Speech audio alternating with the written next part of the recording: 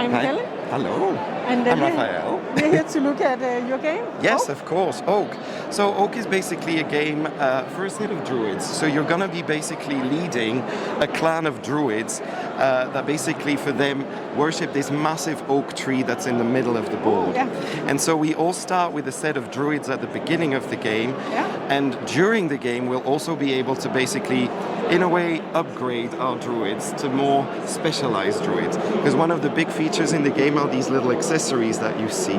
So there are actions in the game where you will be able to actually add certain types of elements to your druids.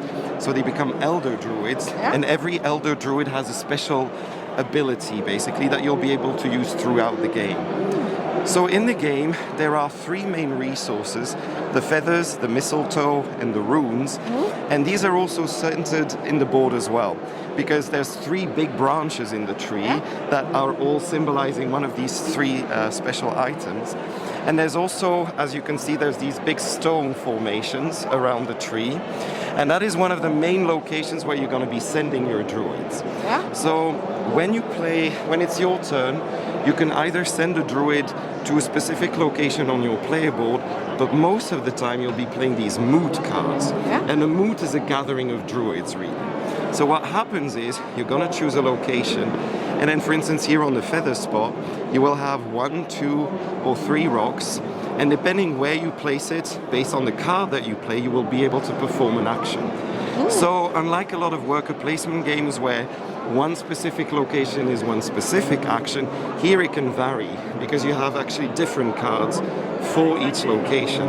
So these things will vary as the game progresses. So it's about you, because you have 3 base cards and you have 3 advanced cards, but it's really entirely up to you how you want to build up your deck of cards during the game. Okay, so it's a deck builder where you're going to improve a your deck little of bit, cards, yes. yeah? It's a small element of deck building in there. And then as the game as well progresses, you'll be able to invest in artifacts. And artifacts are very special and powerful items that will also give you very special abilities. And in the beginning they will give you points, but the more you use them, you might actually lose points. So you will also have to consider, do I really want to do this? Exactly. The other thing is we have the otherworld cards as well, because in Celtic lore, there were a lot of what they call otherworld creatures. And so the creatures from the otherworld enter the game, they come into the forest, and you can actually add them also to your player board, and that will also give you very specific and unique abilities, because each and every card is unique in the game. So that is something that also helps. And then there is a really cool aspect to the game as well, because your druids, there's 2 kinds of druids. Druids that you have on your player board and with you are called active druids. The ones that are going to be placed here at the base of the tree are passive druids. And those passive druids can do 2 things.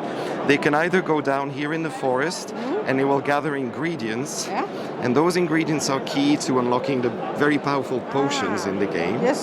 And so there's only 3 in each game, but there's a total of 15 actually, so you can always vary every game that you want. It'll be different. And the other thing, and this is a key component, is to actually they climb up into the tree and they're going to gather these special types of resources, so the feathers, the mistletoe, the runes, that you need to perform actions. And the interesting thing is, there is this marker which we call the Solstice marker. So this one starts here, and it goes to either an equinox and then nothing happens, and then it goes to a solstice. And when there is a solstice, what happens is everyone that has druids up in the tree will receive an income unless their victory point marker is ahead of the solstice marker.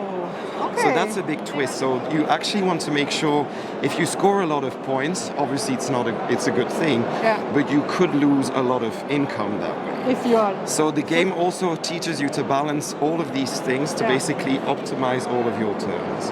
And that is kind of a short overview of how Oak functions. There you go. Thank you a lot. No, cool, thank you. It seems a bit different. There's a lot of little twists.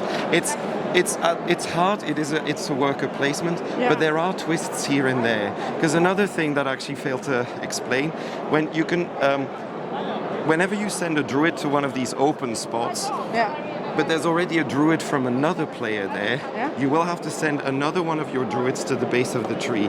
And so you make that one inactive again. So you Okay. make it passive. Again, it can do other things, but Yeah. you won't be able to use it for actions. And then if you want them back, you will have to do certain actions that will lure them back to So your you player have to board. think, if Yeah. do I really want that action? Because Exactly. I'm then going to... So it sometimes Yeah. pushes you to do actions that you're like, I really want to do this, but do I want to sacrifice Yeah. an extra worker? Yes or no? So those are things that you have to consider. So everything that you do has a consequence on another aspect of the game, which I think is You fascinating. really have to Yeah. think careful of what will benefit you Exactly. the most. Pretty much, yeah. And it's it's that interesting balance that I think make the game so interesting. Thanks a lot. No, thank you.